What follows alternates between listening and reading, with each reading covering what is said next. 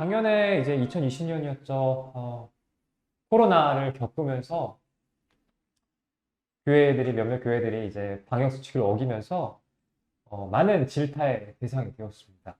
뭐, 교회가 그렇지, 또 기독교야, 또 교회야, 이런 반응들이 계속해서 사실 나왔거든요. 어떻게 보면은 이런 말이 등장을 했죠. 교회 혐오라는 말이 등장을 했습니다. 최근에 이제 정인이의 안타까운 죽음 요건과 관련해서 이제 정인이의 양부모가 기독교인이라는 어떤 사실이 밝혀지면서 교회 혐오라는 단어가 다시금 등장하기 시작한 것 같습니다. 좀 어려운 질문 같은데요. 한국 교회가 지금 혐오라는 단어로 좀 대변되고 있는 것 같은데, 이러한 혐오라는 단어에서 좀 벗어나서 어떤 다른 좀 더 따뜻한 뭐 존경과 포용이라는 어떤 그런 단어의 이미지로 회신할 수 있는 방안은 없을지 좀 목사님과 교수님께 좀 질문 드리도록 하겠습니다. 좀 목사님 먼저 좀 답변을 해주시죠. 네, 2020년 참 아픈 한 해였습니다. 내내 텔레비전에서 교회가 부정적으로 언급되는 그런 모습을 목격하면서 큰 고통을 경험했죠. 교회가 왜 욕을 먹을까? 저는 어렵게 얘기할 필요 없다고 생각해요. 극히 상식적으로 한번 생각해 봅시다. 교회가 왜 욕을 먹을까? 그거는 누구나 느끼는 이건 아니다 하는 짓을 교회가 하고 있고, 누구나 느끼는 교회는 이렇게 해야지 하는 일을 교회가 하지 않고 있기 때문이라고 생각해요. 그래서 교회의 회복의 길이 바로 그것을 뒤집는 데 있다고 생각을 합니다.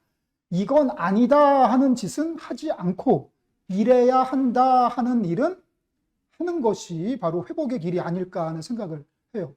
하나씩 살펴보면 이건 아니다라고 느끼는 게 뭔가요? 교회가 이 사회에 윤리적인 모범이 되지 못할 때, 그리고 기독교인들이 불신자만도 못한 도덕적인 수준을 드러낼 때 우리는 이건 아니지 않나 하는 그런 소리를 스스로도 하고, 그리고 외부적으로도 듣게 되죠. 그러니까 윤리적으로 모범이 되기 위해서는 교회가 어떻게 해야 할까요? 손해봐야 한다고 생각합니다. 이 사회를 위해서 기득권을 내려놓고 고통을 감수해야 한다고 봐요. 교회가 마땅히 주장할 수 있는 기득권이 있죠. 다른 사람들 다 그렇게 해주는데 왜 우리는 이렇게 안 해줍니까? 라고 주장할 수 있는 게 있죠. 예, 있습니다. 나도 세금 냈는데 똑같이 해주세요. 그러면 우리 똑같은 사람 되는 겁니다. 이 코로나 시대에 교회가 여타의 자영업자들처럼 대면해서 사람들 만날 수 있게 해달라. 교회도 재난지원금 지급해달라. 뭐 이런 얘기를 하면 세상이 교회를 뭐로 보겠습니까? 아, 저 사람들도 똑같이 장사꾼이구나. 이렇게 보지 않겠습니까? 세상이 교회에게 이건 아니다라고 말을 하면 그 소리를 뭐 종교 탄압이니 그렇게 듣지 말고 하나님의 음성일 수 있다라고 생각을 하고 듣고 잘 따르는 것이 우리 믿는 사람의 길일 수 있다는 생각을 합니다. 이건 아니다는 하지 말자는 말씀드렸고, 두 번째는 교회가 모름지기 이래야 하는 것 아닌가 하는 상식적인 소리를 우리가 잘 듣고 따라야 될 것 같습니다. 교회가 어떻게 되기를 세상이 바라나요? 그거는 교회를 통해서 거룩한 감동을 느끼기 원한다고 생각해요. 넌 크리스찬들도요, 평생 자기의 인생을 아프리카에서 희생한 이태석 신부님의 삶에 눈물을 흘립니다. 제가 아는 어떤 분은요, 자기 남편에게 막 박해당하면서 신앙생활 열심히 하던 어떤 분이 계셨는데, 그 남편이 어느 날 갑자기 텔레비전 뉴스에서 그때가 김수환 추기경 돌아가셨을 때인데, 김수환 추기경이 죽으니까 명동 성당에 조문하는 행렬이 저 남산터널까지 이어졌다는 그런 뉴스 보도가 나오고 있었거든요. 그걸 그렇게 기독교를 싫어하는 그 남편이 그걸 바라보더니 뭐라 그랬냐면, 우리도 거기 가서 줄 설까? 그런 얘기를 했다는 겁니다. 세상은요, 어두워요. 그걸 세상 사람들이 압니다. 어두운 게 싫어요. 이 어두운 게 밝았으면 좋겠어요. 우리는 죄인이라서 어둡게 살지만 그래도 누군가는 이 세상을 밝히는 작은 등불이 있기를 바라는 거죠. 그걸 교회에게 종교인들한테 요구하고 있다고 생각해요. 그 밝은 등불은 거룩한 감동이라고 생각해요. 세상이 거룩함을 실체적으로 경험할 수 있게 교회가 해야 된다고 봅니다. 그들의 상식적인 기대를 뛰어넘는 감동을 줘야 한다고 생각을 해요. 그러려면 어떻게 해야 되는가? 같은 얘기 반복인데 교회가 더 크게 희생해야 합니다. 마치 촛불처럼 자기 몸을 태워서 이 세상에 작은 열기와 불빛을 발할 수 있어야 되고, 마치 소금처럼 자기 존재를 녹여서 세상이 썩지 않도록 하는 존재가 되라고 예수님도 말씀하셨고 세상 사람들도 교회에게 그것을 요구하고 있다는 거죠. 저는요, 이미 그런 그리스도인들이 많이 있다는 걸 압니다. 그리고 지금도 드러나지 않게 연약한 생명들, 고통받는 약자들을 위해서 헌신하고 희생하는 좋은 교회들이 많이 있다는 것을 압니다. 그분들은 자기의 그런 선행을 드러내지 않아요. 그냥 조용히 묵묵하게 그 일을 할 뿐이죠. 세상이 알아두지 않아도 이 죄악된 세상 속의 남은 자들은 그 역할을 하고 있습니다. 그런데 선을 행하되 낙심치 않으면 때가 되면 이루리라라는, 거두리라라는 말씀이 있지 않습니까? 성경 말씀이. 근데 그렇게 선을 행하던 사람들이 이렇게 큰 교회들, 그리고 뻥뻥 터지는 사건들 속에서 낙심해서 자기의 일을 포기하는 경우가 있다는 거죠. 선을 행하되 낙심치 않으면 때가 되면 우리가 신뢰와 존경을 거둘 수 있을 거라고 생각을 합니다. 저는 무엇보다도 지금은 욕먹을 때라고 생각해요. 세상이 우리에게 욕을 하면 받아치지 마십시오. 지금은 우리는 내맞아야 할 때입니다.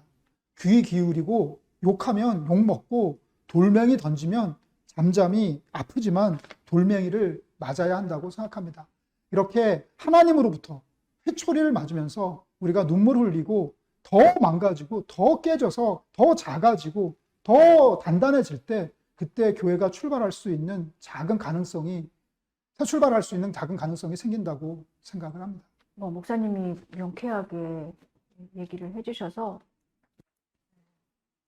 저는 그 부분들에 있어서 제가 보는 관점은 그 아까 목사님이 하신 말씀을 제 용어로 다시 한번 이렇게 좀 표현을 하자면, 약간 뭐 욕 먹어야 될 때 욕 먹어야 되고, 지금은 우리가 그렇게 해야 된다라는 그 말씀을 정말 정직하게 조금 우리의 현실과 실체에 대해서 직면해야 될 때가 아닌가. 그러니까 그럴 때 이제 사실 우리가 인정할 건 인정해야 된다라는 부분인 거죠. 그걸 감추거나 회피를 하거나 다른 걸로 미화하거나 어떤 변명을 하거나 이런 게 아니라 정말 인정할 거는 그랬다라고 인정하고, 미안한 건 미안하다고 얘기하고, 우리의 부족함에 대해서 얘기하고. 왜냐하면 우리도 완벽한 존재들이 아니잖아요. 우리는 프로세스, 지금 과정 중에 있는 사람들이지 뭐 성화를 완전히 이루어서 가는 사람들도 아니고, 저희는 다 지금 과정 중에 있습니다. 실수할 수 있습니다. 그렇다고 실수에 책임을 지지 않는 건 아니죠. 그래서 정직하게 정말 실체를 직면하고 그거를 인정할 수 있는 사람들이 교회가 됐으면 좋겠다. 기독교가 됐으면 좋겠다라는 말과 함께, 왜 이게 어려울까? 왜 지금 기독교 혐오라고 하는 이런 상황들, 이런 행동들을 하게 될까? 그 원인을 조금 제가 얘기를 한다면, 사실 저는 그거를 두려움이라고 봅니다. 기독교인들이 지금 코로나로 인해서 갑자기 교회 대면 예배가 어렵습니다. 교회의 정체성으로 나의 정체성을 삼았던 많은 크리스찬들이 있어요. 그 역할을 나의 모습으로 알고 있었던 부분들이 있어요. 교회를 가야 내 존재가 빛이 나고 내 존재가 드러나고 내 존재감을 확인하는 사람들이 많아요. 교회 중심으로 나의 모든 데일리 라이프가 그냥 흘러갑니다. 그런데 그게 다 올스톱이 됐어요. 내 존재감이 어디로 사라져버린 거죠. 누군가로부터 늘 피드백을 받아야 되는 많은 크리스찬들이 피드백을 받을 대상들이 사라졌습니다. 사실 자기부재인 상태로 교회 생활을 해온 거죠. 거기 하나님이 있었던 거는 아닌 거죠. 사실은 엄격히 얘기하면. 두려움입니다. 내 존재가 갑자기 상실될 거에 대한 두려움. 내가 목사라는 정체성만 있었지, 한 인간이라는 정체성, 내가 권사, 뭐 전도사, 뭐 집사, 뭐 구역장, 이런 존재, 이런 역할과 맞붙어 있는 나의 존재감은 굉장히 큰데 나로서는 존재하지 않았기 때문에 실제 이런 모든 것들이 다 비어버리고 홀로 섰을 때 혼란이 찾아오면서 두려움이 오는 거죠. 그래서 내가 갖고 있는 역할을 다시 회복하려고 하는 통제권을 사용하고 싶어 합니다. 사실 두려움이에요. 왜 하지 않아야 될 일을 하게 되는 것일까? 나의 역할을 다시 회복시키고 싶은 거죠. 그게 긍정적이든 부정적이든. 통제권을 회복하고 싶은 건 나의 힘을 잃어버리고 싶지 않은 거. 사실 그걸 힘이라는 단어로도 쓸 수 있을 것 같은데요. 두려움이라고 저는 표현하고 싶습니다. 그래서 지금의 우리에게 필요한 건 정직하게 실체를 직면하고 책임을 지고 그거에 대해서 우리가 도망가지 않는 것. 목사님이 하신 그 많은 것, 근원에 깔려있는 그 두려움을 우리가 정직하게 직면할 수 있고 소위 우리의 모습 이대로 인정할 거는 인정하고 가야 되지 않을까. 그래서 거듭남이라는 의미가 정말 어떤 것인지 아프지만 정말 저부터서 누구에게 하라는 얘기가 아니라 저부터서 저에게 하고 싶은 얘기예요. 나부터서 내가 지금 here and now 여기서 뭘 할 수 있을 것인가. 크리스찬으로서 내 삶에서 변화를 이루어야 된다면 이 코로나와 또 이런 정의인이 사건과 이 모든 교회에서 보여주는 이런 모습, 내가 소속된 단체의 모습들인데 그렇다면 나로부터 변화되어져 올 거는 뭐가 있을까? 저 자신에게 먼저 질문을 던지고 그 출발점의 변화의 시점을 저에게서 찾고 싶습니다.